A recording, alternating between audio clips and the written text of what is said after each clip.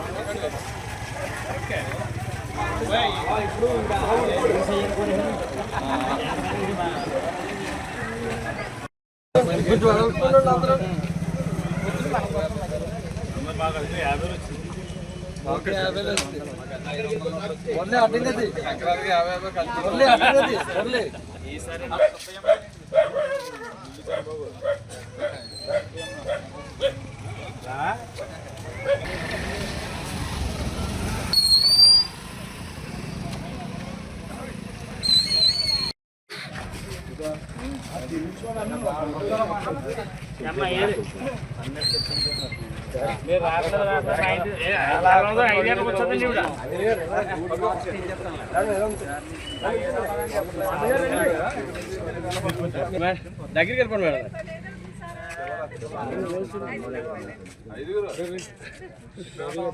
Endo గారు రెండు ఎలాగా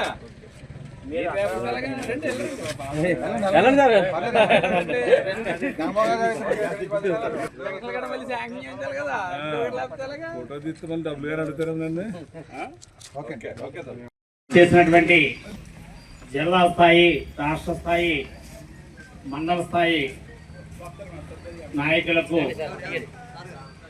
అలాగే గ్రామ స్థాయి నాయకులు, కార్యకర్తలకు ముందుగా నూతన సంవత్సర శుభాకాంక్షలు. ఒక రోజున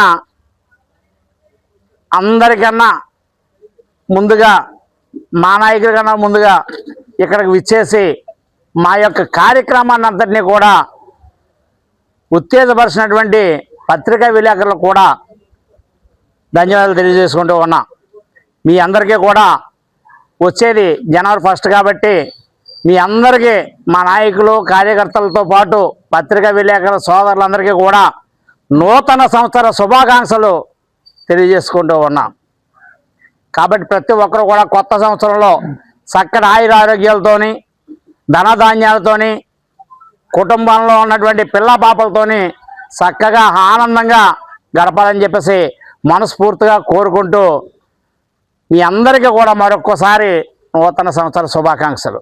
శాసనసభ్యులు, ఆంధ్రప్రదేశ్ రాష్ట్ర ప్రభుత్వ అయినటువంటి దాట్ల సుబ్బరాజు గారు మరియు కూటమి నాయకులందరూ కూడా చొల్లంగి గ్రామంలో పింఛన్ల పంపిణీ కార్యక్రమంలో పాల్గొనడం జరిగింది.